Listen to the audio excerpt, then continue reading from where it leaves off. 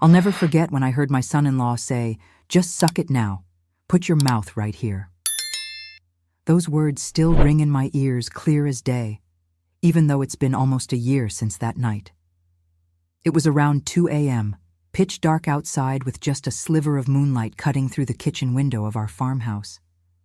I'd woken up with a dry throat that wouldn't quit, so I shuffled down the hallway for some water, trying not to wake anybody. Our old floorboards have a mind of their own, creaking and complaining with every step, no matter how light you try to be. I was halfway to the kitchen when I heard it. Richard's voice, coming from behind the bathroom door, low and urgent. "Suck it now. Suck harder," he whispered. I froze right there in the hallway, my cotton nightgown hanging loose around my ankles, my heart suddenly pounding like a jackhammer. "Put your mouth right here," I heard him say. I couldn't believe my ears. My son-in-law, my daughter Susan's husband of 15 years, father to my sweet granddaughter Emily. What in God's name was he doing in there at 2 a.m.? I stood there like a statue, hardly daring to breathe. "Push it in deeper. Gotta get deep in there," his voice strained. There were strange sounds, too. Liquid noises, soft moans, spitting. My stomach twisted into knots. This wasn't right. None of it made any sense. Susan was sleeping just down the hall. She'd been working herself to the bone at that rural school, coming home exhausted every night. And here was Richard, her rock for all these years, saying things that made my blood run cold. Let me back up a minute and explain our situation. I'm Dorothy, 67 years old, widow going on 5 years now since my Harold passed from heart failure. I moved in with my daughter's family after selling our house, couldn't manage the upkeep on my own, and my Social Security check of $400 a month doesn't stretch real far these days. We're out on a little 5-acre spread about 20 minutes outside of town. Not much to look at, but it's home. Susan teaches at the elementary school, and Richard used to do handyman work all over the county before... Well, I'm getting ahead of myself. "It's coming out. Keep going. Squeeze harder." I heard him grunt through the door. I felt sick to my stomach. My first thought was that he was on the phone with someone, having some kind of encounter. But I didn't hear another voice. Could he be watching something on his phone? My mind went to dark places, wondering if my daughter's marriage was falling apart right under my nose. If you're new here, subscribe now, because this story will leave you speechless. I crept closer to the bathroom door, holding my breath. The light spilled out from underneath, casting a yellow line across the worn hallway carpet. Should I knock? Confront him? What would I even say? "Excuse me, Richard, but what in tarnation are you doing in there?" My hand hovered over the doorknob, trembling like an autumn leaf. But something held me back. What if I was jumping to conclusions? What if there was some explanation I couldn't think of? And if not, did I really want to see whatever was happening on the other side of that door? I backed away, my thirst forgotten, and tiptoed back to my bedroom at the end of the hall. I sat on the edge of my bed, the spring squeaking beneath me, staring into the darkness. Sleep was out of the question now. My mind was racing, playing those words over and over. "Just suck it now. Put your mouth right here. Lord, have mercy." The next few hours dragged by like molasses in January. I watched the red numbers on my alarm clock click forward, minute by painful minute. 2:37, 3:15, 4:02. Outside, an owl hooted, and somewhere in the distance a coyote yapped. Our old house settled and creaked around me like it was sharing my discomfort. I heard the bathroom door open around 3:30, then Richard's heavy footsteps padding back to their bedroom. I must have dozed off eventually, because next thing I knew, sunlight was streaming through my curtains, and I could smell coffee brewing. For a split second, I wondered if I'd dreamed the whole thing. But no, those words were still echoing in my head, clear as crystal. I pulled my old blue robe around me and steeled myself to face the day, to look my son-in-law in the eye across the breakfast table and act like nothing had happened. The kitchen was warm and bright when I came in, so different from the eerie midnight scene. Susan was at the stove, flipping pancakes, her honey-blonde hair pulled back in a messy ponytail. Emily sat at the table, head buried in a book like always, absently spooning cereal into her mouth. And there was Richard, hunched over his coffee mug, looking like death warmed over. His face was pale, with a sheen of sweat across his forehead, despite the morning chill. When he shifted in his chair, I noticed him wince. "Morning, Mom," Susan chirped, sliding a plate of pancakes onto the table. "Sleep okay?" "Fine, fine," I lied, avoiding Richard's eyes. "Just a little restless." Richard barely looked up. "Pass the sugar, Em," he mumbled to our granddaughter. His hand shook slightly as he spooned sugar into his coffee. I noticed dark circles under his eyes, and he seemed to be favoring his right side. Was he sick? Or was it guilt making him look so rough? I'd known this man for nearly 2 decades, welcomed him into our family, trusted him with my daughter's happiness. Now I was looking at him like a stranger. The morning crawled by, thick with unspoken words. Susan chattered about school, about the spring concert coming up, about Emily's science project. Normal, everyday things that suddenly seemed so fragile. I watched Richard push food around his plate, barely eating. Something was definitely wrong, beyond whatever I'd heard last night. He'd always been a hearty eater, piling his plate high with seconds. Now he looked like he could barely stomach a few bites. As Susan cleared the plates, I saw her place a hand on Richard's shoulder. "You feeling okay, honey? You're awful quiet." He flinched at her touch, then covered it with a forced smile. "Just tired. Didn't sleep great." Their eyes met, and something passed between them. Concern from her, something like shame from him. Susan's hand lingered, and for a moment I could see the love there, the history, everything they'd built together. It made what I'd heard even more confusing, more painful. What was I supposed to do with this? Should I talk to Susan? Confront Richard? Or mind my own business and pray it was all some misunderstanding? The thought of breaking my daughter's heart made me sick. But the thought of saying nothing while something was clearly wrong in her marriage seemed just as bad. That morning stretched on like taffy, everyone going through the motions while I tried to act natural. Susan kissed Richard and Emily goodbye before heading off to school, her beat-up Honda kicking up dust as she drove down our long gravel driveway. Emily caught the bus at the end of the road, backpack stuffed with books. That left just me and Richard alone in the house, something that normally wouldn't bother me one bit, but today had my nerves jumpy as a cat in a thunderstorm. "Think I'll head out to the shed," Richard mumbled, avoiding my eyes. "Got some work to catch up on." He limped toward the back door, each step seeming to cause him pain. His right work boot barely touched the ground, like he was trying not to put weight on that foot. Now, I might be getting up there in years, but I worked as a nursing assistant for nearly 3 decades before retiring. I know what pain looks like when someone's trying to hide it. "Richard," I called after him, "you sure you're all right? That limp seems worse today." He stiffened, hand on the doorknob. "It's nothing, Dorothy. Just twisted my ankle working under the Johnsons' porch last week." Another lie. He hadn't worked a job in nearly 2 months, though Susan didn't know that. He'd been leaving every morning like he was heading to work, but Lord knows where he was really going. Once he was out the door, I busied myself with the dishes, my mind churning over what I'd heard and what I was seeing. Richard had always been proud as a peacock about being the provider, a real old-fashioned man's man who believed it was his job to take care of his family. When he and Susan first got together, I'll admit I had my doubts. She was fresh out of college, him with just a high school diploma and his toolbox. But he proved me wrong year after year, working dawn till dusk, building them a life.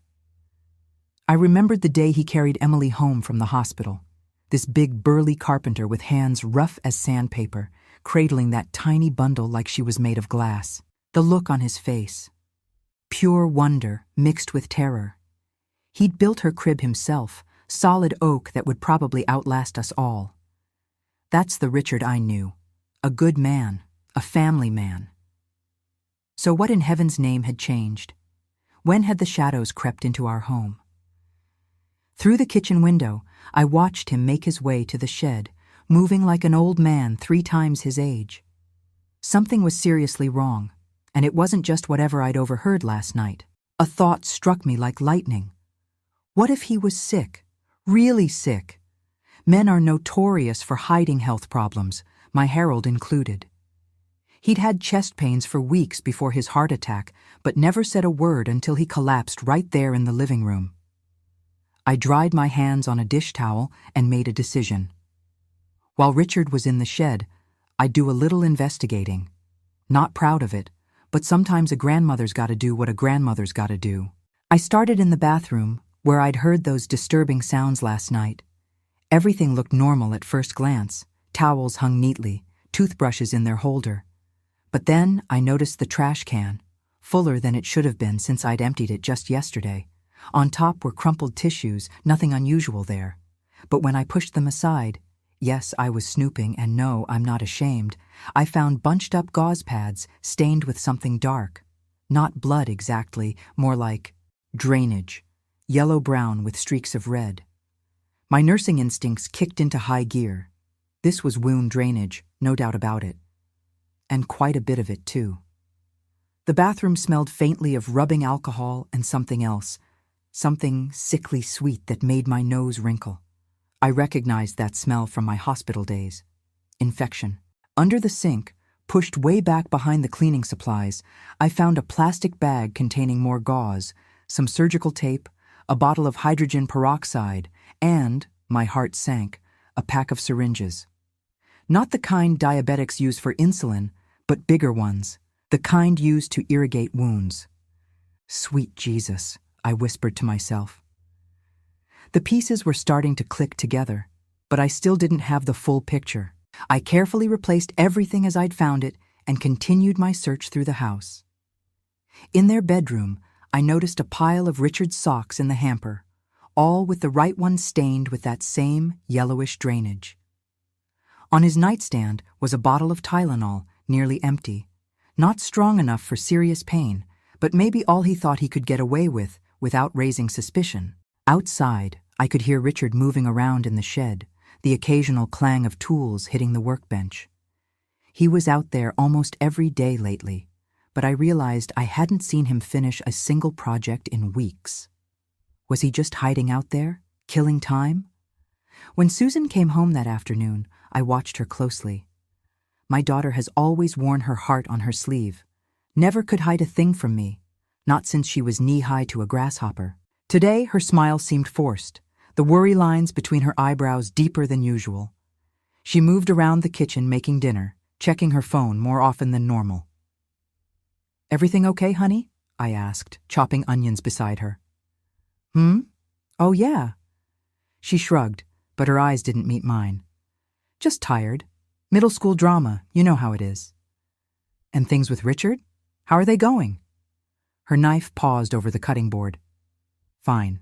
Why do you ask?" "No reason," I said, trying to sound casual. "Just noticed he seems a little under the weather." Susan sighed, putting down her knife. "He's been different lately. Distant. I don't know if it's work stress or what, but—" She trailed off, blinking back tears. "But what, sweetie?" I pressed gently. "He won't talk to me, Mom." Her voice cracked. "He locks the bathroom door, won't change clothes with me in the room anymore, flinches when I touch him." She wiped a tear with the back of her hand. "I'm starting to think maybe he doesn't want me anymore." My heart broke for her, but I couldn't tell her what I suspected. Not yet, not until I knew more. "Oh, honey, I'm sure that's not it.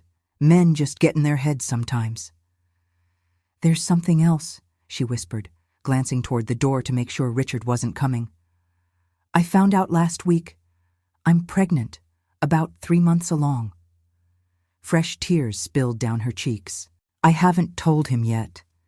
With the way he's been acting, I'm scared, Mom."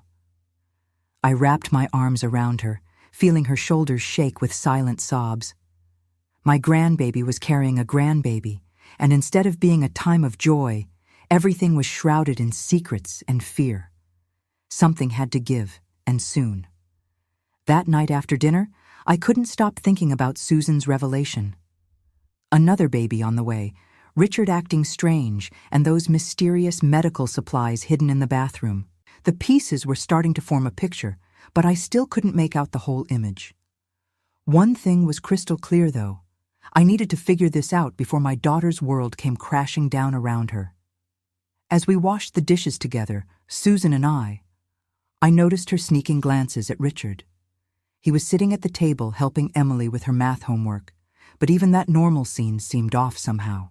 His face was drawn tight with pain, and every few minutes he'd shift uncomfortably in his chair. When Emily asked a question, it took him longer than usual to respond, like his mind was a million miles away. "Richard," Susan called over, "don't forget we've got parent-teacher conferences tomorrow evening." He looked up, startled. "Tomorrow? I can't make it. Got the Wilson job to finish." Another lie. There was no Wilson job. I'd overheard Susan talking to Mrs. Wilson just last week about how disappointed she was that Richard had canceled on them. "Oh," Susan's face fell, "but you promised Emily. It's important." "I said I can't make it," he snapped, then immediately softened at the hurt look on both their faces. "I'm sorry, Em. Next time, okay, Pumpkin?"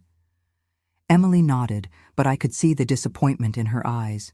She idolized her daddy, always had. Lately, though, she'd been quieter, watching him with a worried expression that no 12-year-old should have to wear.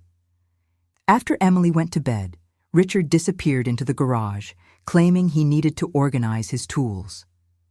Susan curled up on the couch with a book, but I noticed her eyes weren't moving across the page. She was just staring, lost in thought. I puttered around, straightening up the living room, keeping an eye on the garage door. When Richard finally came back in, he headed straight for the bathroom. "Gonna take a shower," he mumbled, not looking at either of us.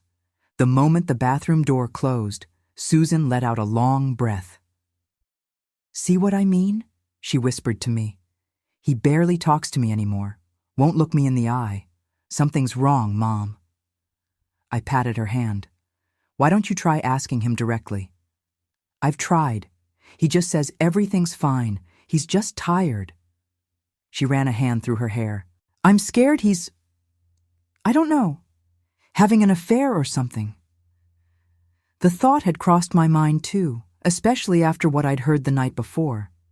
But the medical supplies, the wound drainage, the limping, that pointed to something else entirely. "I don't think that's it, honey," I said carefully. "Have you noticed his limp? Maybe he's hurt and doesn't want to worry you." Susan frowned. "He did mention his foot was bothering him a while back. Said he stepped on a nail at the Peterson job, but that was months ago." "Stepped on a nail?" My nursing alarm bells started ringing like crazy. If Richard had a puncture wound on his foot that hadn't healed after months, especially with those signs of infection I'd spotted, this could be serious, deadly serious. "Has he seen a doctor for it?" I asked, trying to keep my voice casual. Susan shook her head. "You know, Richard, doctors are for sick people, and he's never sick." She rolled her eyes, but I could see the worry behind the gesture. Later that night, I lay awake again, waiting. Sure enough, around 2:30 a.m., I heard Richard's heavy steps in the hallway, followed by the bathroom door closing. I slipped out of bed, my old bones protesting the midnight reconnaissance mission. This time, I was determined to get answers. I crept down the hallway, the floorboards mercifully quiet tonight. From behind the bathroom door came those same disturbing sounds, liquid splashing, a groan of pain, then Richard's voice. "I can't take it anymore. It's too full." I leaned closer, ear practically pressed to the door. "Need to drain it. It's gonna burst." His voice was tight with pain. Then, "Suck harder. Get it all out." The double meaning of his words hit me all at once. Last night, I jumped to the worst conclusion, thinking he was engaged in, well, something inappropriate. But now, with what I'd learned today, those same words took on a completely different meaning. He wasn't talking about anything sexual. He was treating some kind of wound, draining it, and from the sounds of it, doing a poor job on his own. I almost knocked right then, almost demanded he let me in so I could see what he was dealing with. My hand was raised, ready to rap on the door, when I heard Susan's bedroom door open. I ducked into the shadows as she shuffled past, heading toward the kitchen. If she came back this way, she'd hear everything too. My heart pounded as I retreated to my room, leaving Richard to his painful secret treatment. The next morning at breakfast, Richard looked worse than ever. The circles under his eyes were almost black now, his skin clammy.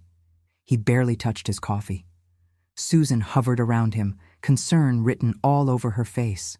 "You're burning up," she said, pressing a hand to his forehead. "I think you've got a fever." Richard pulled away from her touch. "I'm fine, just didn't sleep well." "Maybe you should stay home today," she suggested. "Rest up." "Can't. Johnson needs his deck finished." Another lie to add to the growing pile. After Susan and Emily left, I cornered Richard in the kitchen. "I need to take out the trash," I said pointedly, "including from the bathroom." His head snapped up, eyes wide with alarm. "I'll do it." "No, I insist." I held his gaze steadily. "Richard, I'm not blind or deaf. I know something's wrong." He stared at me for a long moment, then his shoulders sagged in defeat. "Dorothy, please, don't tell Susan. She's got enough on her plate with teaching and Emily." "And the baby?" I asked quietly. Shock registered on his face. "She told you?" "Yesterday. She hasn't told you because she's afraid. Says you've been distant." Richard closed his eyes, pain etched into every line of his face. "I didn't know. God, I didn't know." "What's going on with your foot, Richard? And don't tell me it's nothing, because I know better. I was a nurse, remember?" He wouldn't meet my eyes. "It's nothing I can't handle." "Is that why you're locked in the bathroom at 2 a.m. every night, trying to drain it yourself?" I challenged. His face went pale. "You heard me?" "Honey, I think the whole county heard you. Suck harder. Push it deeper? Do you have any idea what that sounded like?" Despite the seriousness of the situation, I couldn't help but crack a small smile. A flush crept up his neck.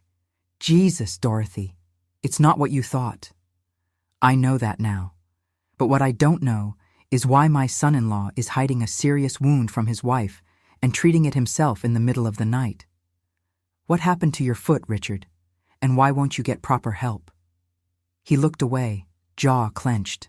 I could see him warring with himself, pride battling against the need to finally confess. I waited, patient as a cat at a mouse hole. Sometimes that's all you can do with stubborn men, wait them out. Finally, he sighed. "It started as a blister, 3 months ago, just a small one, on my heel. I didn't think anything of it." I nodded, encouraging him to continue. "But it wouldn't heal. Just kept getting bigger. Then it popped, and—" He swallowed hard. "It's bad, Dorothy. Real bad now." "How bad is real bad, Richard?" I asked, my nursing instincts on high alert. In my experience, when men say something's real bad, it's usually about 10 times worse than they're letting on. He shifted uncomfortably, not meeting my eyes. "It's infected. Has been for a while. I've been cleaning it, putting antibiotic cream on it, but it's not getting better." I pulled out a kitchen chair and sat down across from him. "Show me." "What?" "No, Dorothy, I can handle it." "Richard," I used my no-nonsense grandmother voice, the one that even Emily knows better than to argue with. "Either you show me right now, or I'm telling Susan everything the minute she walks through that door." His face crumpled, and for a moment, I thought he might actually cry. This proud, strong man who'd never asked for help a day in his life looked absolutely defeated. Slowly, reluctantly, he bent down and unlaced his right work boot. Even that small movement caused him to wince. "It'll smell," he warned, his voice small. "Son, I changed your daughter's diapers and cleaned up after your father-in-law when he was dying of cancer. I can handle a little smell."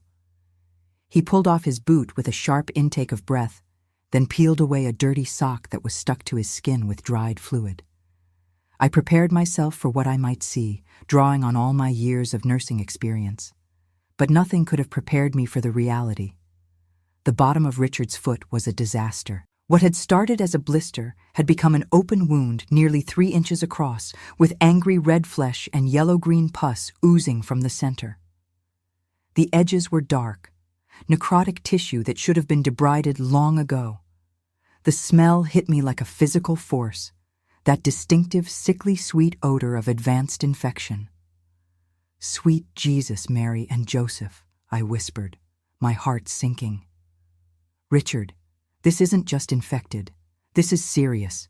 This is sepsis waiting to happen serious." "I know it looks bad," he admitted, still not looking at me. "Bad?" I couldn't keep the shock from my voice. "Richard, this is way beyond bad. This is losing your foot territory. Maybe even losing your life territory." "The doctor said the same thing," he mumbled. I blinked in surprise. "You saw a doctor? When?" "About a month ago. Went to the clinic in Henderson so Susan wouldn't find out. Doctor took one look and started talking about extensive debridement and possible amputation and hospital admission. I panicked and left. Haven't been back." I closed my eyes, trying to process what I was hearing. "So instead of proper treatment, you've been... what? Draining it yourself in our bathroom at 2 a.m.? He nodded miserably. "I bought stuff at the pharmacy, watched some videos online about wound care, thought I could handle it myself. With a pair of tweezers and some cotton balls? Richard, for God's sake, this needs medical attention. Real medical attention." "I can't, Dorothy." His voice cracked. "We can't afford it. The insurance from the Contractors Association lapsed when I couldn't make the payments. And if they amputate, how am I supposed to work? What kind of husband am I if I can't provide? What kind of father?" And there it was, the real wound, deeper than the one on his foot, his pride, his identity as provider, protector, man of the house, all threatened by a tiny blister that had spiraled wildly out of control. "And now Susan's pregnant," he continued, a tear finally escaping to roll down his weathered cheek. "Another mouth to feed, and I can't even take care of the family I've got now." My heart broke for him, it truly did, but my practical nurse's brain was screaming about the danger he was in. "Richard, listen to me. That foot needs proper treatment, and it needs it yesterday. The infection is tracking up your leg. I can see the red lines starting. That's blood poisoning. It can kill you, do you understand? Just give me a little more time," he pleaded. "I think it's starting to get better. The drainage has less pus today." It was a lie, and we both knew it. That wound wasn't getting better. It was getting much, much worse. "Richard, I was interrupted by the sound of a car in the driveway. Susan's Honda. We both froze. "She's home early," I hissed. "Quick, get your sock and boot back on." Richard fumbled with the dirty sock, his hands shaking from fever and exhaustion. I helped him, trying not to gag at the smell, then handed him his boot. He had just finished lacing it up when the front door opened. "Hello?" Susan called. "Anybody home? The water main broke at school, so they sent everyone home early." "In the kitchen, honey," I called back, trying to sound normal. "Just having coffee with Richard." Susan appeared in the doorway, her face brightening at the sight of her husband. "Hey, you're home too. I thought you had the Wilson job today." Richard and I exchanged a quick glance. Materials didn't arrive," he lied smoothly. "Figured I'd catch up on some paperwork." Susan came over and kissed the top of his head, then frowned. "You're burning up. Are you sure you're okay?" "Fine, just a little warm in here," he said, avoiding my pointed stare. "Well, since we've all got an unexpected day off, why don't we do something fun? Maybe drive over to the lake? It's been ages since we've had a family day." The look of panic on Richard's face would have been comical in any other situation. Walking was clearly agony for him. A fun day at the lake would be torture. "Actually, I interrupted. "I was just telling Richard about Mrs. Patterson's leaky faucet. You remember Mrs. Patterson from church? 92 years old and living all alone since Herbert passed. I told her Richard might be able to fix it today, seeing as his other job fell through." Susan looked disappointed, but nodded. "Oh, well, that's nice of you, honey. Maybe another day for the lake. And if you're feeling this story so far, don't forget to subscribe. I've got more real-life stories that'll hit you right in the heart." Richard shot me a grateful look. "Shouldn't take more than an hour," he said. "Dorothy said she'd come along. Make sure Mrs. Patterson doesn't talk my ear off." "That woman can chatter more than a squirrel with a mouthful of nuts," I added with a chuckle. "I'll pack you both some lunch then," Susan said, moving toward the refrigerator. As she turned away, I met Richard's eyes across the table. The temporary reprieve wouldn't last long. We needed to talk, really talk, about what happened next. Because I knew, with absolute certainty, that if that foot didn't get proper medical attention soon, we wouldn't be discussing amputation. We'd be planning a funeral. Of course, there was no Mrs. Patterson with a leaky faucet. That was just a story I made up on the spot to buy us some time. As soon as we were alone in my old Buick, bumping down the driveway, I turned to Richard. "We need to make a deal," I said firmly. "I'll help you with that foot, proper cleaning and dressing changes, not just your middle-of-the-night panic sessions. But if it gets any worse at all, we go to the hospital. No arguments. Deal?" Richard stared out the window for a long moment, then nodded slowly. Deal. Little did I know what I was signing up for, or how quickly things would go from bad to worse. I drove us to the Walgreens 2 towns over, just to be safe. No sense risking someone spotting Richard's truck at the local pharmacy and mentioning it to Susan. The whole way there, I peppered him with questions. When did the blister first appear? What had he tried so far? How long had it been draining like that? My mind was in full nursing mode, cataloging symptoms and calculating risks. "It started back in January," he explained, wincing as we hit a pothole. "I was working that big job over at the Miller place, laying tile all day. New boots weren't broken in yet. Got a blister on my heel, but I didn't think anything of it." "And you're diabetic," I said. It wasn't a question. I'd seen the testing strips in their bathroom before, though Richard never talked about it. He looked surprised. "How'd you know?" "Richard, I was a nursing assistant for 30 years. I know the signs, and diabetic foot ulcers are serious business. They don't heal like regular wounds." He sighed, slumping against the passenger door. "Type 2, diagnosed 3 years ago. Been managing it with diet and pills, but you haven't been taking your medication regularly, have you?" I guessed. His silence was answer enough. "And Susan doesn't know about any of this, does she? The diabetes? The foot? None of it?" Richard stared out the window at the passing farmland, jaw tight. "She knows about the diabetes, not how bad it's gotten, and definitely not about the foot." I gripped the steering wheel tighter, trying to contain my frustration. "So let me get this straight. You've been hiding a serious medical condition from your wife, treating a potentially life-threatening infection by yourself, and lying about still having work when you haven't had a job in months. Does that about cover it?" "When you put it that way, it sounds pretty bad," he admitted. "That's because it is bad, Richard," I snapped, then took a deep breath to calm myself. Yelling wouldn't solve anything. "What happened with work?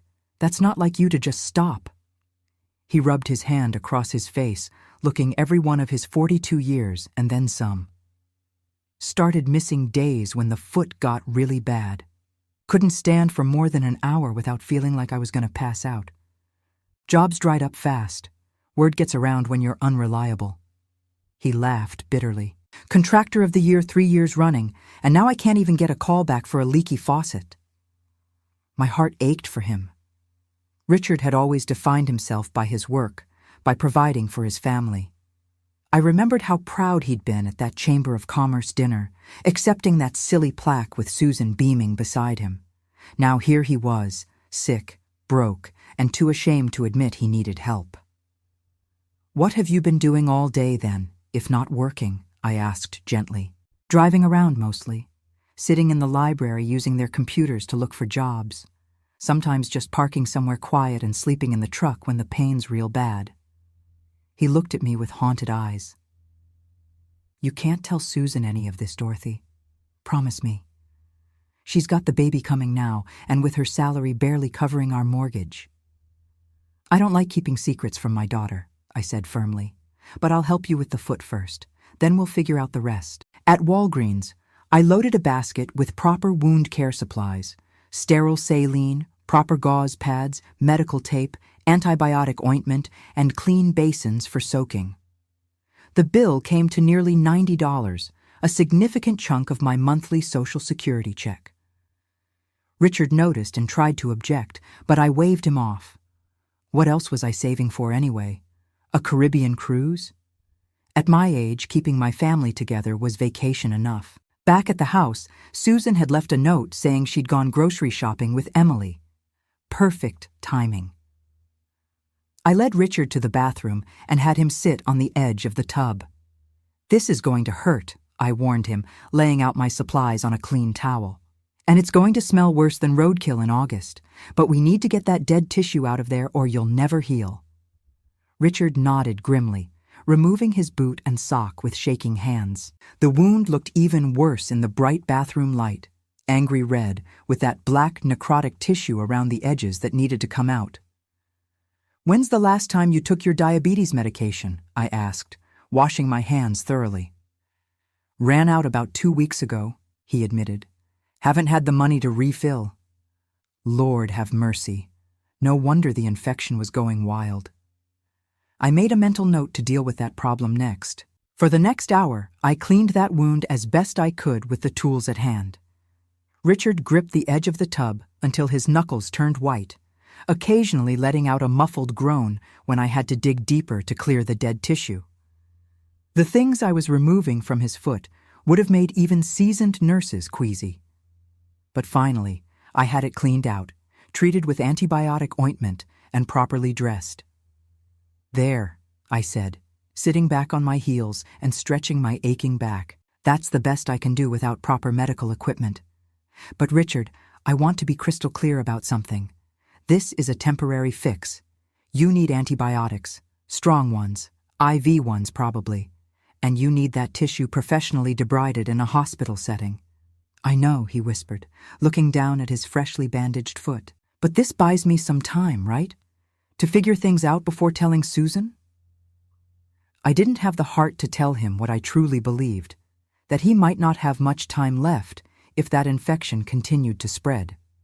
Instead, I patted his knee and started cleaning up my supplies.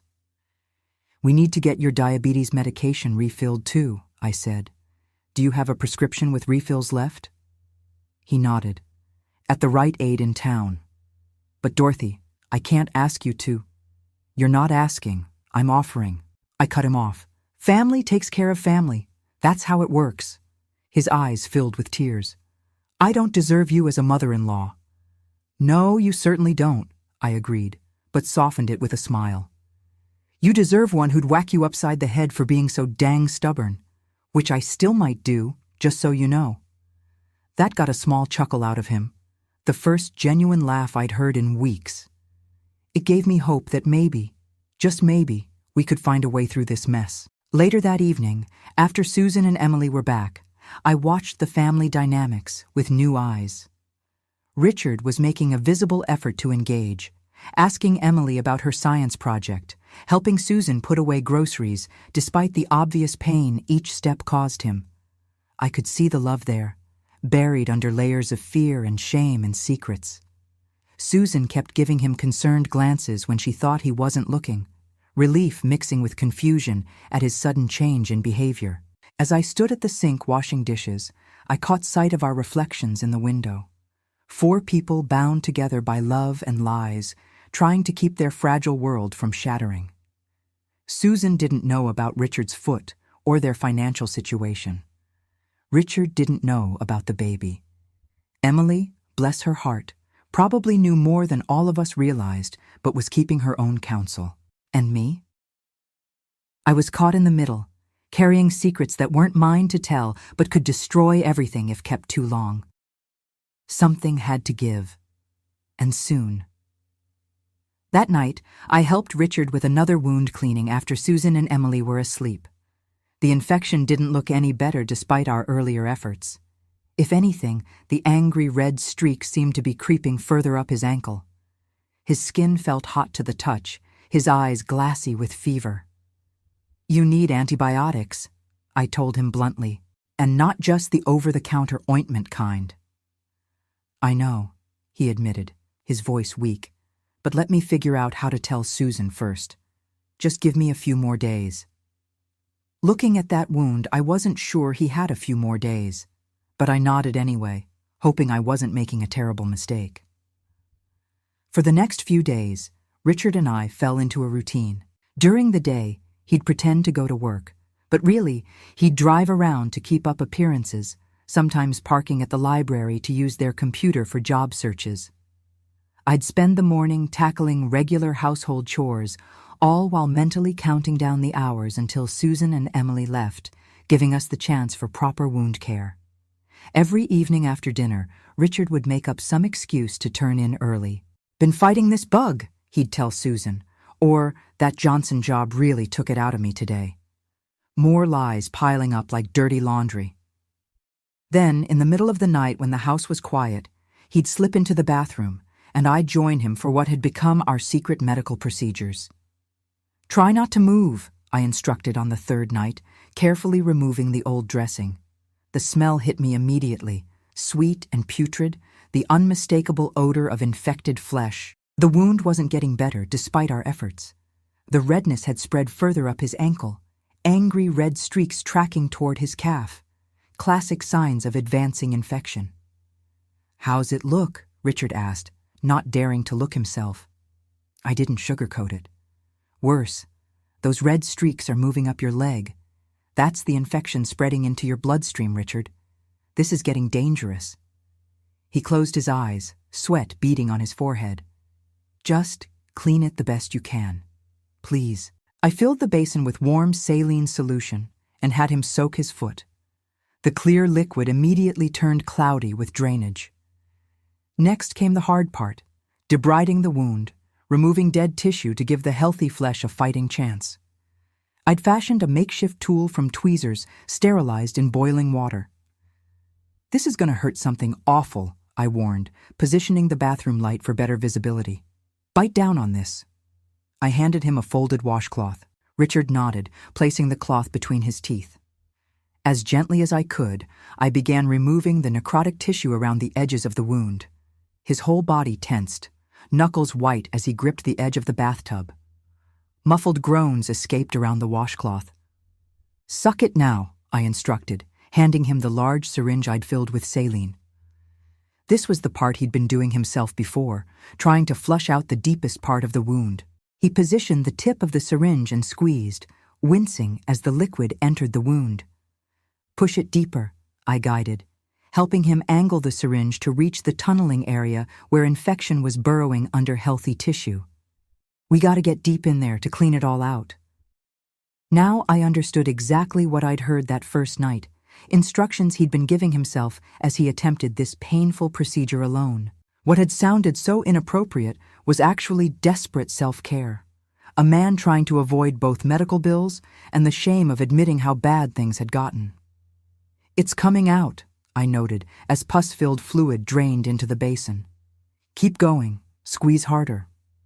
When we finished, I applied antibiotic ointment and wrapped his foot in clean gauze. Richard was pale and shaking, teeth marks visible in the washcloth he'd been biting. "You're running a fever," I said, laying my hand on his forehead. "I've got some Tylenol in my room." "Thanks, Dorothy," he whispered, voice raspy from holding back cries of pain. "I couldn't do this without you." "You shouldn't be doing it at all," I reminded him. "You need a hospital, antibiotics, proper surgical debridement." I know. Just a few more days. The job market's looking up. Got a lead on the Peterson renovation." Another lie. I'd overheard him on the phone earlier that day. The Peterson job had gone to someone else, but I didn't call him out. The man had suffered enough for one night. As the days passed, our midnight medical sessions continued. I found myself exhausted during the day, catching cat naps when I could. Susan noticed, of course. My daughter doesn't miss much. "Mom, are you feeling okay?" she asked one afternoon as we folded laundry. "You seem tired lately." "Just some insomnia, honey. Happens at my age." "And Richard? He seems—" She searched for the right word. "Better? At least he's talking to me again, even if he still looks awful." That was true.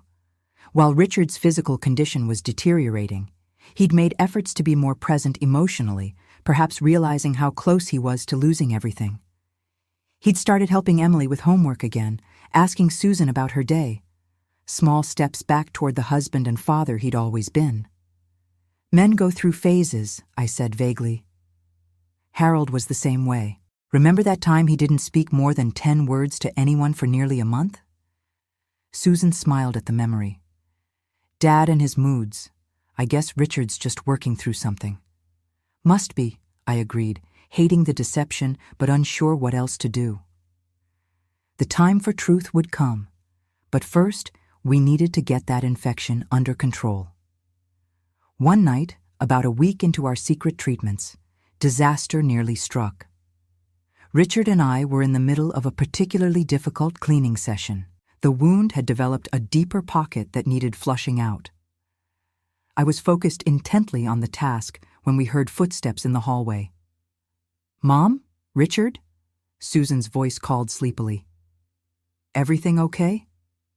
We froze like teenagers caught making out. Richard's foot was in the basin, bloody gauze everywhere, the smell of infection hanging heavy in the small bathroom.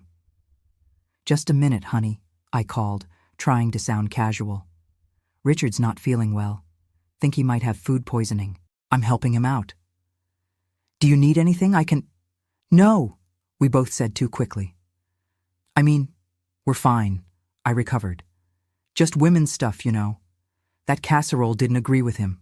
Go back to bed, sweetie. I've got this handled." There was a pause, then. "Okay. Feel better, Richard." Her footsteps retreated back down the hall. We looked at each other, hearts pounding. "That was close," Richard whispered. "Too close," I agreed. "We can't keep doing this, Richard. She's not stupid. She knows something's wrong." "Just a little longer," he pleaded. "The wound's looking better, right?" It wasn't. Despite our best efforts, the infection was winning. The red streaks had reached mid-calf now, and Richard's fever came and went throughout the day. He was taking Tylenol around the clock just to function, and I'd caught him hiding a nasty cough, another sign his body was losing the battle against whatever bacteria had taken hold. I'd also been secretly paying for his diabetes medication, slipping off to the pharmacy when I said I was going to church or getting groceries. Between that and the wound care supplies, my monthly check was stretched thinner than dollar store toilet paper. But what choice did I have? This was family, and in my book, family comes first. The situation came to a head one evening when Emily found me replacing supplies in the bathroom cabinet. "Grandma," she said quietly from the doorway, making me jump. "Is Daddy going to die?" My heart nearly stopped. "What? No, honey. What makes you think that?" Her eyes, so much like Susan's, filled with tears. "I heard him crying in the bathroom last night, and he walks funny, like his foot really hurts, and he's so tired all the time. Is he sick like Grandpa was?" Out of the mouths of babes, my 12-year-old granddaughter had figured out what we'd been trying so hard to hide. I sat on the edge of the tub and patted the space beside me. "Come here, sweetheart." She sat, looking small and scared. I put my arm around her thin shoulders. "Your daddy is sick, but not like Grandpa was. He has an infection in his foot that needs proper treatment, but he's being a stubborn old mule about going to the doctor." "Because we don't have money?" she asked perceptively. I blinked in surprise. "What makes you say that?" "I heard Daddy telling you he couldn't pay for his medicine, and Mom's been checking the bank account every day, looking worried." Lord, was there anything this child missed? It's complicated, Em. Your daddy wants to take care of everything himself, be the provider. It's hard for him to ask for help. That's stupid, she said, with the straightforward clarity of youth. When I'm sick, I tell someone. That's what you're supposed to do. I couldn't help but chuckle. You're absolutely right. It is stupid. Think you could tell your daddy that? She shook her head, suddenly looking anxious. Is it a secret? Mom doesn't know, does she? No, she doesn't. But she needs to, Emily, soon. I won't tell, she promised solemnly. But you have to make Daddy better, Grandma. Please? I hugged her tight, wishing I could promise exactly that. I'm trying, sweetheart. I'm trying my very best. By the 3rd week of our secret treatments, I knew we were fighting a losing battle. Despite all my nursing experience and Richard's determination, the infection was winning. The red streaks had climbed higher up his leg, reaching nearly to his knee. His fever was now constant, the Tylenol barely making a dent. Worse, he'd developed a wet, rattling cough that worried me more than anything, a sign the infection might be spreading to his lungs. Richard, I said firmly as I changed his dressing one night, this isn't working. We need to go to the hospital. Now, tonight. He shook his head stubbornly, though the movement seemed to cost him. Just 1 more week, Dorothy. I've got a line on a big job with the Hendersons. If I can just get that, we'll have enough to start catching up on bills. There won't be any job if you're dead, I snapped, then immediately regretted my harshness when I saw the fear flash across his face. I softened my tone. I'm sorry, but we're way past home treatment. This infection is systemic now. You need IV antibiotics, real debridement, probably surgery. Your body can't fight this alone anymore. The wound itself had changed too. The center was deeper, almost tunneling into his foot, with a thick yellowish discharge that smelled worse each day. The surrounding skin was hot to the touch, tight and shiny. Classic signs of advancing cellulitis, maybe even osteomyelitis, infection of the bone itself. Just a few more days, he pleaded. I need to figure out what to tell Susan, how to explain everything. The truth would be a good start, I suggested, applying fresh gauze. That you've been sick, that you've been worried about money, that you've been trying to handle it yourself, but can't anymore. Richard's eyes filled with tears, how do I tell her I've been lying for months? That I've put my health, our future, at risk because I was too proud to admit I needed help? That I've been using your Social Security money for my medications? That last part surprised me. How did you know about that? I'm not completely out of it, Dorothy. I saw the pharmacy receipts in your purse when I was looking for the car keys. You've been buying my diabetes meds, haven't you? I shrugged, caught red-handed. Family helps family.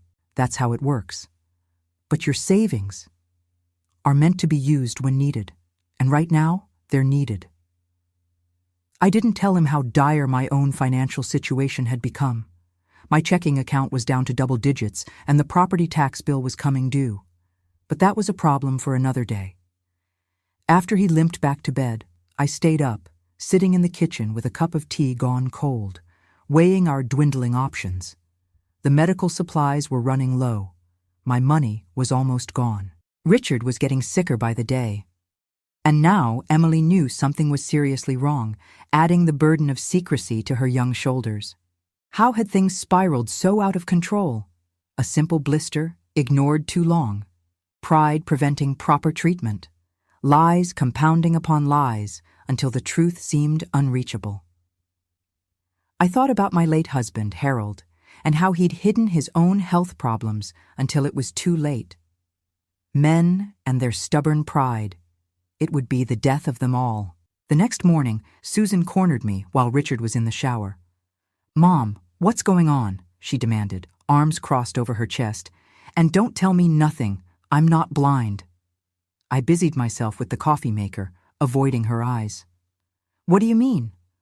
Richard's sick, really sick. He's lost weight, he's feverish, he can barely walk. And you two are whispering all the time, stopping when I come into the room. Her voice cracked. Is it cancer? Is that what you're hiding from me? No, honey, it's not cancer.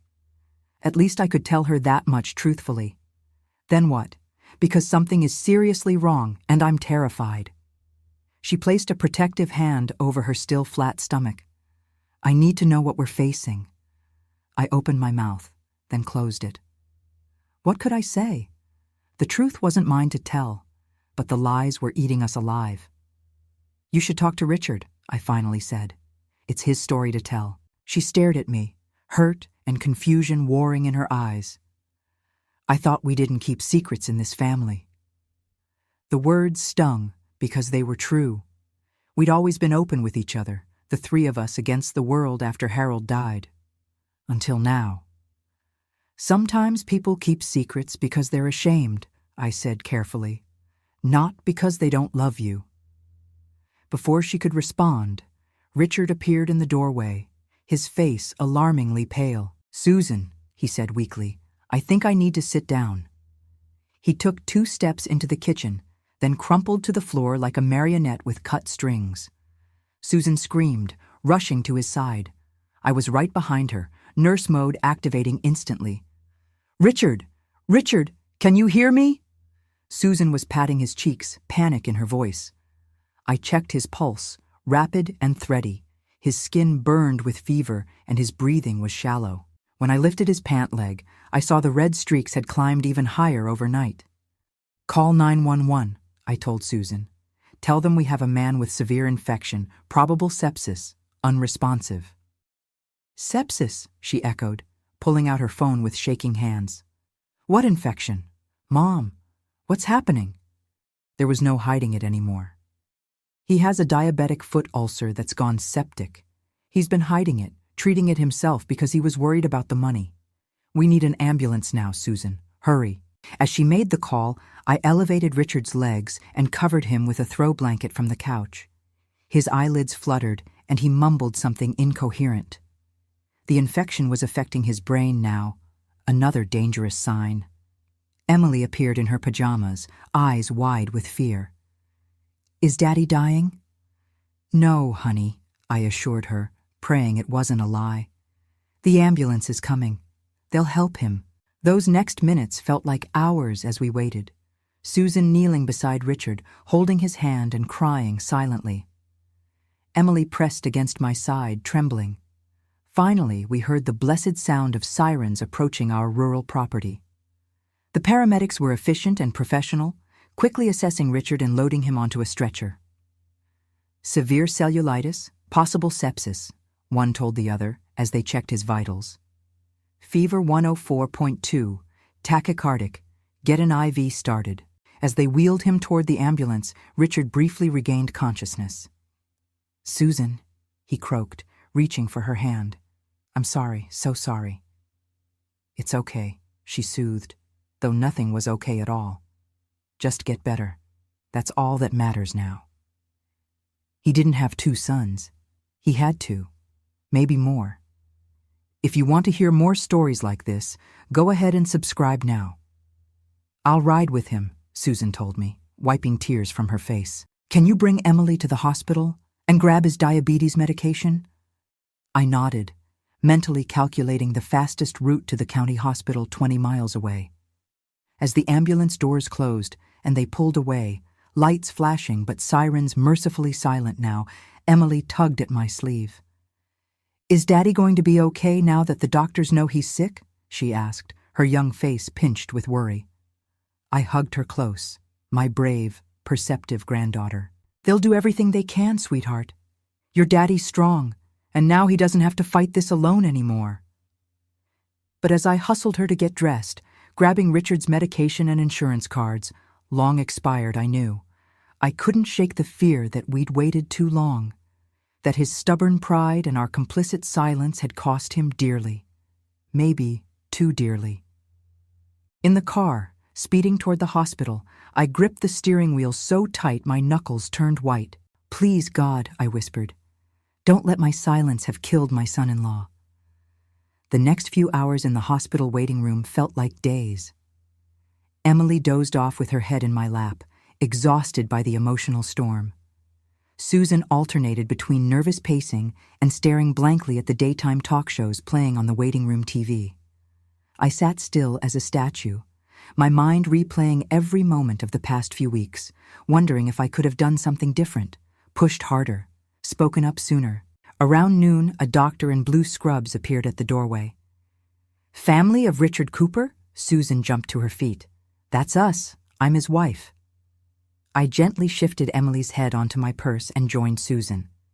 The doctor, a middle-aged woman with kind eyes and a serious expression, led us to a small consultation room. "I'm Dr. Patel, the infectious disease specialist," she said, closing the door behind us. "Your husband is seriously ill, Mrs. Cooper. The infection from his foot has spread throughout his system. We've started him on broad-spectrum IV antibiotics, but we're dealing with a significant case of sepsis." "But you can fix it, right?" Susan asked, a tremor in her voice. "He'll be okay?" Dr. Patel's expression remained carefully neutral. "We're doing everything we can. The wound itself is extensive, what we call a Wagner grade 4 diabetic ulcer. There's significant tissue necrosis extending to bone. We've taken him to surgery to debride the wound and drain the infection." "Surgery?" Susan echoed faintly. "Already?" "We had no choice. The infection was spreading rapidly. He's still in the operating room now." I found my voice, slipping back into my nursing assistant role. "What about amputation? Is that on the table?" Dr. Patel nodded grimly. "It's a possibility we have to consider.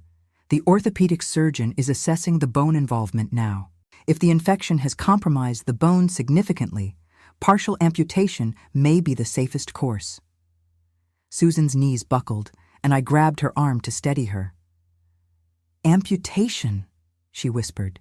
"He was so afraid of that. That's why he wouldn't go to the doctor in the first place." "Unfortunately, that's a common reaction," Dr. Patel said. "Many patients, especially men, avoid seeking help until conditions become critical. By then, options become more limited." "When will we know?" I asked. "About whether they'll need to amputate?"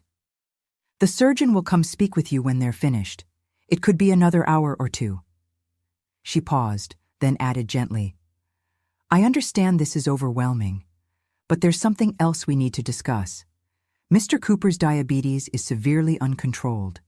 His blood sugar level was dangerously high when he arrived. Has he been taking his medication regularly?" Susan looked at me, confusion and hurt in her eyes. I stepped in.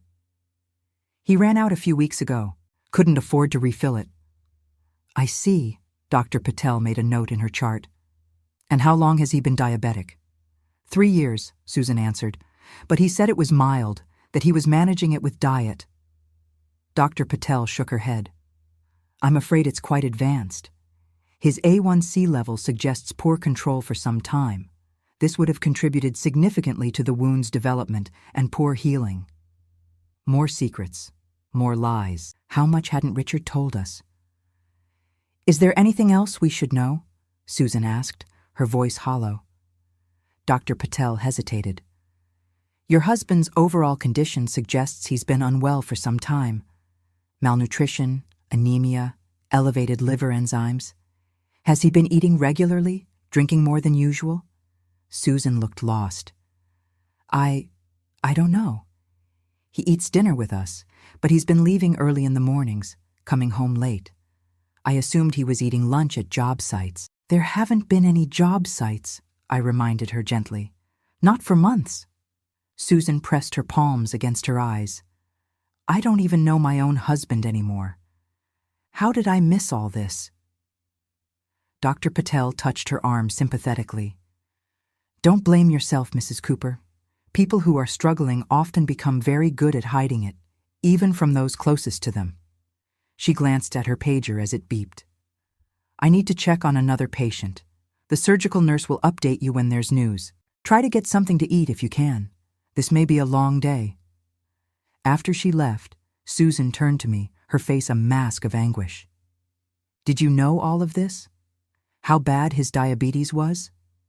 I shook my head. I knew he had it, and I suspected he wasn't managing it well. but I had no idea how serious things had gotten until I saw his foot.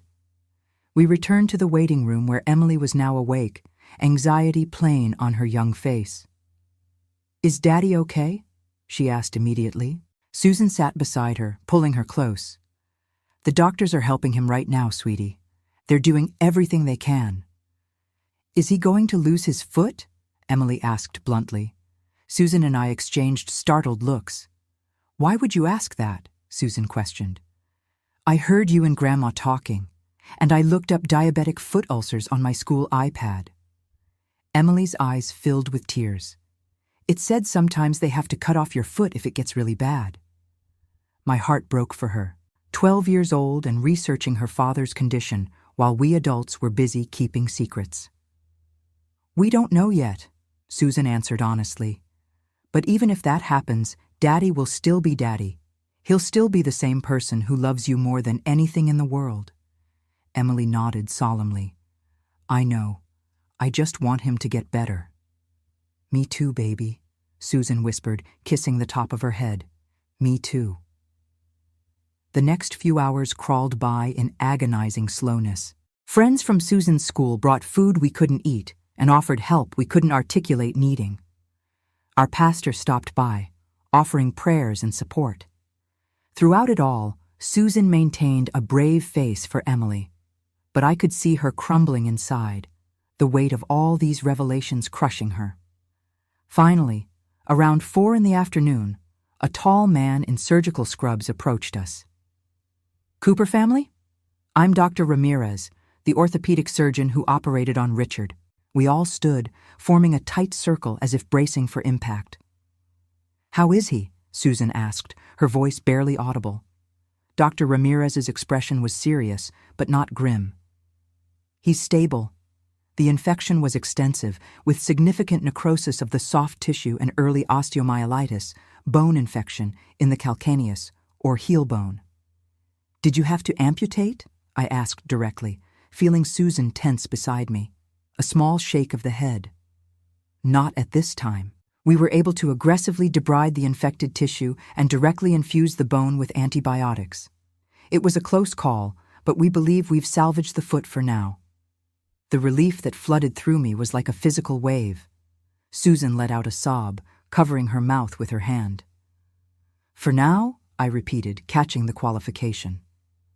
"The next 48 hours are critical," Dr. Ramirez explained. "If he responds well to the IV antibiotics and there's no further spread of infection, amputation may be avoided entirely."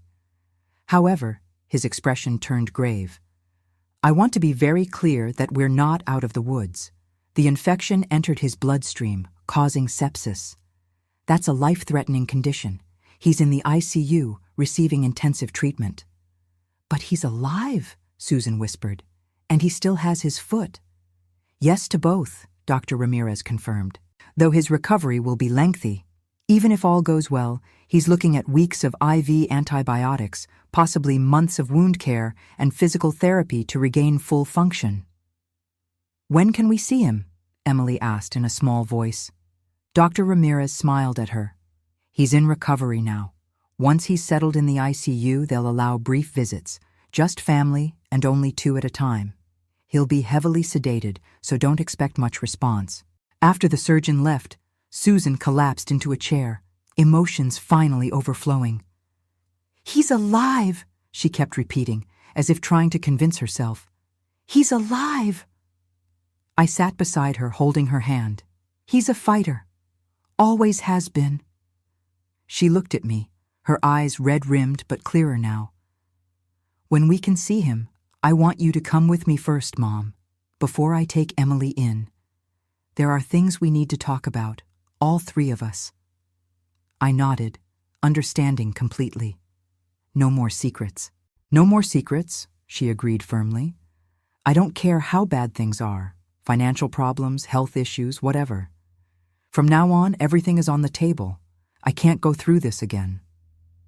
"Your daddy's going to have some explaining to do when he wakes up," I told Emily, trying to lighten the mood a little. She nodded solemnly. "He was being stupid, but I still love him." "That's family for you," I said, putting an arm around each of them. We love each other even when we're being stupid. Maybe especially then. A nurse appeared in the doorway. Mrs. Cooper, your husband is settled in ICU now. You can see him briefly if you'd like. Susan stood, then turned to me. Mom, will you come? I rose, joints creaking in protest after hours in the hard waiting room chair. Of course. Together, we followed the nurse down the sterile hospital corridor, bracing ourselves for whatever came next. Nothing prepares you for seeing someone you love in the ICU. No matter how many times I'd been in hospitals during my nursing career, walking into that room and seeing Richard lying there hit me like a physical blow. He looked shrunken somehow, his robust frame dwarfed by the medical equipment surrounding him. IV poles stood like sentinels around the bed, tubes snaking into both arms. A heart monitor beeped steadily, its green line jumping across the screen. His right foot was heavily bandaged and elevated on pillows, looking massive compared to the rest of him. Susan froze in the doorway, her hand flying to her mouth. "Oh, Richard," she whispered. I placed a steadying hand on her back and guided her forward. "It's okay. All this equipment is helping him. The monitor sounds good, strong, regular beats." We approached the bed slowly. Richard's eyes were closed, his breathing shallow but even. The nurse, a kind-faced woman with salt and pepper hair, checked his IV lines. "You can talk to him," she encouraged. "He's sedated but might be able to hear you. I'll give you a few minutes of privacy." She slipped out, pulling the curtain partway closed behind her. Susan moved to Richard's side, taking his hand carefully around the IV. "Hey, babe," she said softly. "We're here, Mom and me. Emily's waiting outside." His eyelids fluttered but didn't open.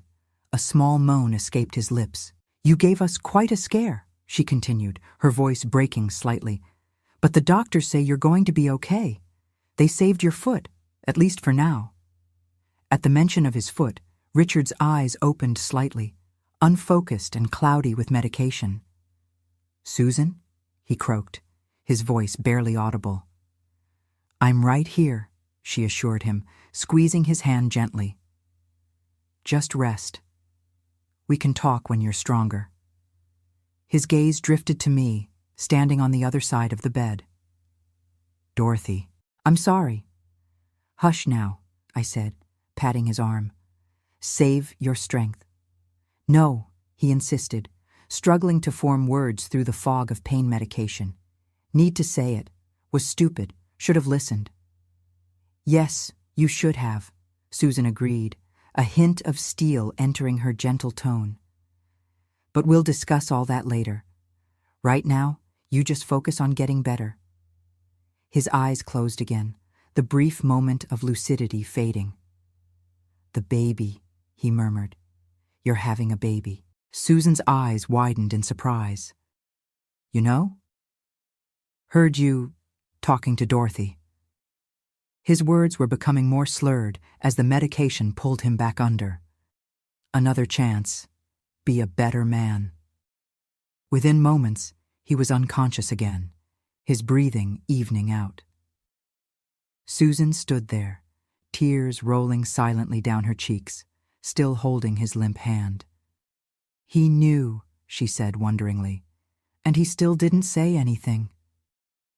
"He was trying to handle everything himself," I reminded her. "Thought he had to be strong, be the provider. And nearly died because of it." She shook her head, a complicated mix of anger, love, and fear crossing her face. "We're going to have a serious conversation when he's better." The nurse returned, checking Richard's monitors.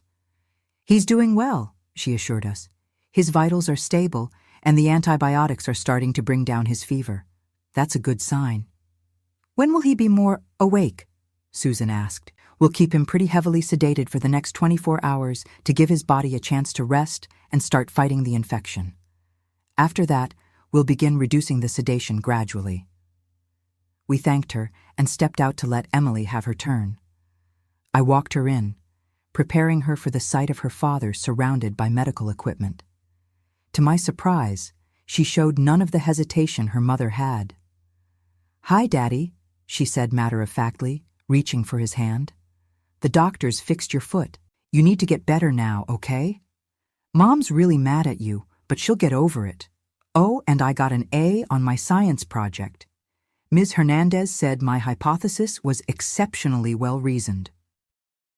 I smiled at her one-sided conversation, delivered as if this were just another family dinner. Children have a remarkable ability to normalize the abnormal, to find footholds of routine in the rockiest terrain. After a few minutes, we rejoined Susan in the hallway. A social worker had found her, and they were deep in discussion about insurance options and financial assistance programs. "Given his lack of coverage and your situation, he should qualify for emergency Medicaid," the social worker was explaining. "I've already started the paperwork, and there are several hospital charity programs that might help with the remainder." Susan nodded numbly, clearly overwhelmed by this new aspect of their crisis. Financial worries on top of medical fears, it was a crushing combination. Back in the waiting room, I took charge. Years of managing household crises had prepared me for moments like this. "Susan, you and Emily should go home. Get some rest. I'll stay with Richard tonight." "I can't leave him," she protested. "You need to take care of yourself and Emily," I insisted. "And that baby. Richard is stable, and they're not going to reduce the sedation until tomorrow anyway. There's nothing you can do here tonight except wear yourself out in an uncomfortable chair." After some persuading, she reluctantly agreed. Our neighbor Angela, who'd come to offer support, volunteered to drive them home since Susan was in no state to be behind the wheel. I promised to call if anything changed and settled in for a night of hospital vigil. The hours crawled by. Every 2 hours the nurses would let me peek in at Richard. His condition remained unchanged, which they assured me was actually good news. No changes meant no deterioration. The antibiotics were doing their work, fighting the infection that had nearly taken him from us.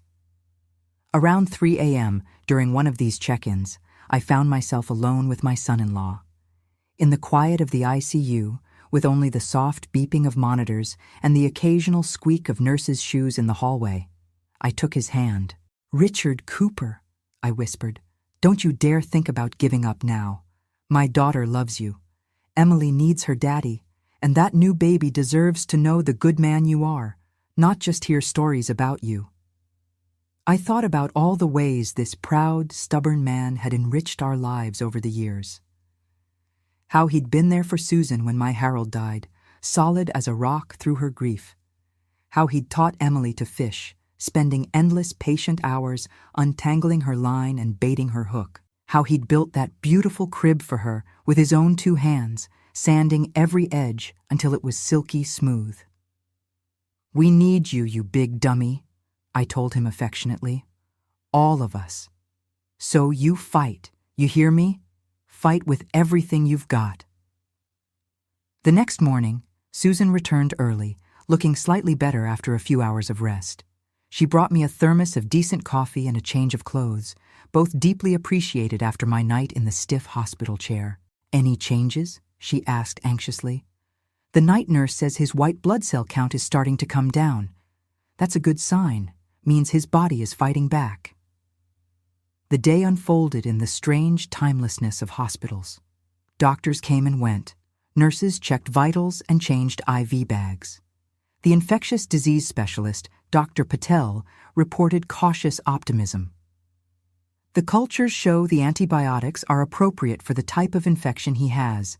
If he continues responding well, we might be able to save the foot." By late afternoon, Richard was showing signs of increased awareness, occasionally opening his eyes and responding to simple questions with nods or squeezes of the hand. The medical team decided to begin gradually reducing his sedation. "He's not out of danger yet," Dr. Patel warned us. "The infection was severe, and we still need to watch for organ complications from the sepsis. But I'm more hopeful today than I was yesterday." Around dinner time, with Emily busy working on homework in the waiting room, Susan and I sat beside Richard's bed. The reduction in sedation had made him more restless, occasionally grimacing or shifting uncomfortably. His eyes fluttered open, more focused than they'd been the previous day. "Susan, he rasped, his voice rough from the breathing tube they'd used during surgery. "I'm right here," she said, immediately at his side. "Mom's here too." He turned his head slightly, taking us both in. Awareness dawned in his eyes, along with the memory of how he'd ended up here. "My foot?" he asked, fear evident in his voice. "Still attached," Susan assured him, though not for lack of trying to lose it, apparently.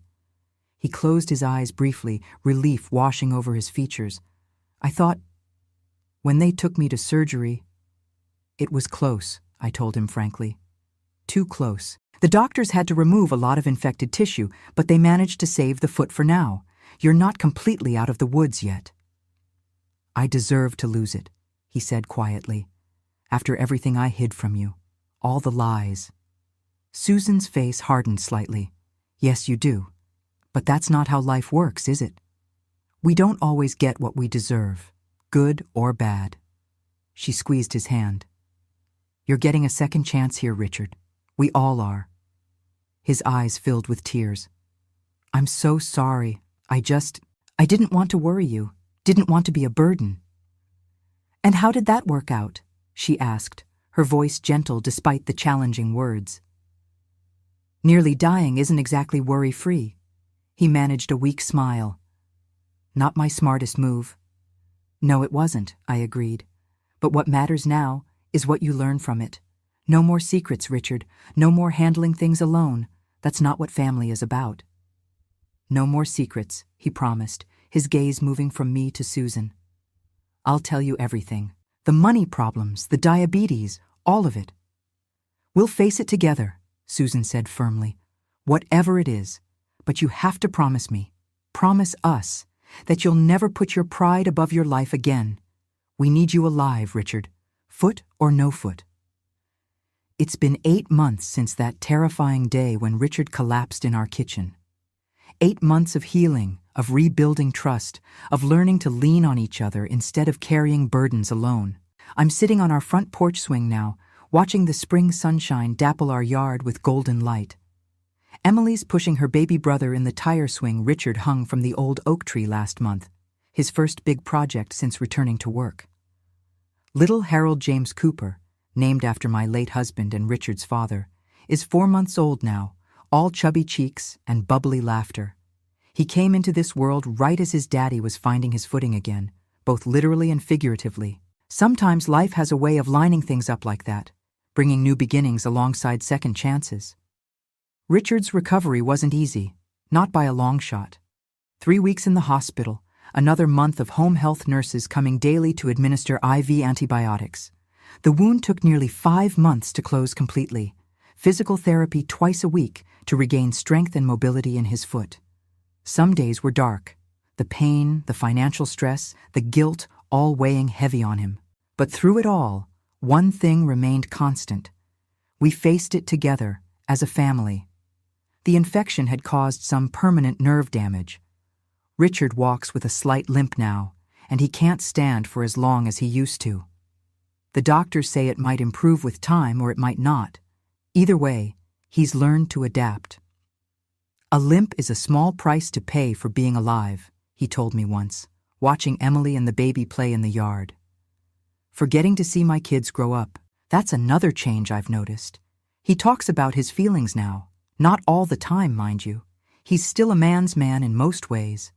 But the important stuff, the fears and hopes that used to stay locked behind that stubborn pride of his, those find their way out now." Susan went back to teaching when Harold was 3 months old. Richard stays home with the baby most days, picking up carpentry jobs when he can. Small projects he can do at his own pace. It's a complete role reversal from their old life, but they've settled into it better than anyone expected. Turns out, Richard has quite a knack for childcare. That gentle patience he always showed with Emily's homework extends beautifully to midnight feedings and diaper changes. As for me, I'm still right here in my little room off the kitchen, though I've stepped back from being the family fixer. These days, Susan and Richard solve their own problems. Together, like they should. They come to me for advice sometimes, but mostly they come for babysitting, which suits me just fine. There's nothing in this world like rocking my grandson to sleep while Emily reads me her latest school essay. The financial situation was tough for a while. Hospital bills piled up, despite the emergency Medicaid that covered part of Richard's care. For a few months, we weren't sure if we'd keep the house. But then, something unexpected happened. Something that still brings tears to my eyes when I think about it. Word got around town about Richard's situation. Not the whispered gossip kind of word, but the small-town rallying kind. First, it was members from our church bringing casseroles and offering to mow the lawn. Then it was Richard's former clients and contracting buddies organizing a benefit at the VFW hall. Before we knew it, the whole community had stepped up. Bake sales, silent auctions, even Emily's school held a car wash. They raised enough to cover most of the remaining medical bills and keep the mortgage current until Richard could work again. That's when I saw the biggest change in my son-in-law. The man who was too proud to ask for help, who nearly died rather than admit weakness, stood up at that benefit dinner with tears streaming down his face and thanked everyone for saving not just his foot, but his family's future. I always thought being a man meant handling everything myself, he told the crowd. Turns out being a man means knowing when to let your community carry you for a while. There's a wisdom that comes after nearly losing everything, a clarity about what really matters. For Richard, that meant accepting that his worth wasn't tied to being the breadwinner or never showing weakness. For Susan, it meant learning to ask the hard questions instead of assuming everything was fine. And for me? Well, I learned that sometimes helping isn't always helping, that enabling someone's pride can be as dangerous as turning your back entirely. We've made other changes too. Richard's diabetes is properly managed now, with regular doctor visits and careful attention to diet and medication. Susan's put together a family budget that accounts for medical expenses and allows for the lean times when construction work is scarce. They've even started a small emergency fund, just a few dollars here and there, but growing steadily like a seed taking root. Most importantly, there are no more secrets in our family. We have a Sunday night meeting every week, just the 3 adults, where we put everything on the table. Bills, health concerns, work issues, whatever's weighing on our minds. Emily jokingly calls it our grown-up therapy session, and she's not far off. It's not always easy or comfortable, but it's necessary. Like lancing a wound to let the infection drain, sometimes you need to open things up to properly heal. Last month, Richard started volunteering at the community health clinic in town, talking to other men, especially the stubborn old farmers and blue-collar workers, about diabetes management and the importance of seeking medical care. "Don't be a dummy like me," he tells them, showing the scars on his foot. "Your family needs you more than they need your pride." I've heard he's quite convincing. The clinic director says more men have come in for checkups in the past 2 months than in the entire previous year. As for those midnight bathroom sessions that started this whole ordeal? Well now, when I hear "just suck it now" coming from behind a closed door, I know it's probably Richard showing Susan how to use the breast pump so he can handle the 2 a.m. feeding. Life has a sense of humor that way, bringing things full circle with new meanings. This afternoon, Richard's sitting in the yard with little Harold, both of them napping in the sunshine. His wounded foot, still scarred but healing, is propped up on a garden stool. Susan's grading papers on the porch beside me, occasionally glancing up to smile at her family. Emily's starting dinner inside, insisting at 12 and a half that she's old enough to handle the meatloaf recipe herself. I survived the lie, and I found peace. If this story touched you, hit subscribe. Let's keep these real voices alive.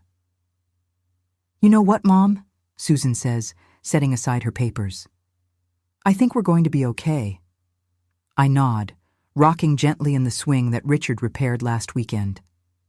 "More than okay, honey. We're going to be just fine." And that's the real truth about family. Not the pretty picture we try to show the world, not the perfect facade we maintain out of pride.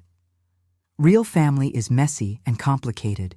It's making terrible mistakes and finding forgiveness. It's falling down and being carried until you can walk again. It's learning that strength isn't about standing alone, but about knowing who to lean on when you can't stand anymore. Richard learned that lesson the hard way. We all did, I suppose. But some lessons, painful as they are, change you for the better. They break you open and rebuild you stronger, like a bone that heals more resilient at the fracture point.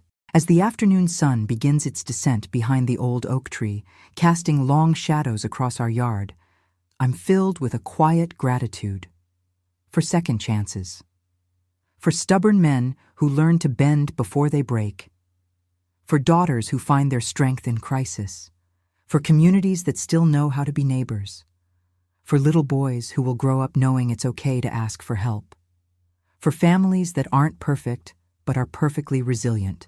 The words, "just suck it now," will always make me chuckle a bit, remembering that night in the hallway when I jumped to all the wrong conclusions.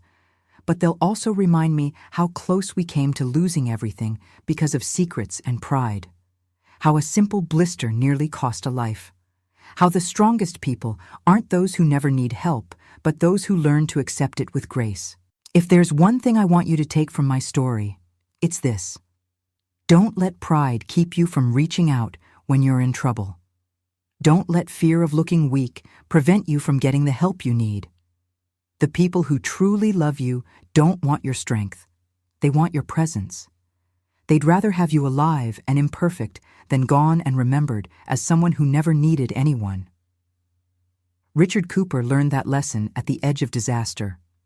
I pray you won't wait that long. Emily's calling us in for dinner now, proud as a peacock about her meatloaf. Richard's scooping up baby Harold, limping slightly as he crosses the yard, but smiling that big sunshine smile that tells me he's at peace with his new normal. Susan's gathering her papers, squeezing my hand as she passes. "Coming, Grandma?" Emily calls from the doorway. "Be right there, sweetheart," I answer, taking one last look at our little piece of heaven, imperfect and wonderful and wholly ours. Yes, indeed, we're going to be just fine. Hello, everyone. Thank you for listening to my family's story today. If it touched your heart in any way, don't forget to take care of your health and your loved ones. Sometimes, the hardest words to say are, "I need help," but those are exactly the ones that can save a life. I'd love to know where you're listening from today. Drop a comment below letting me know what part of the world you're in.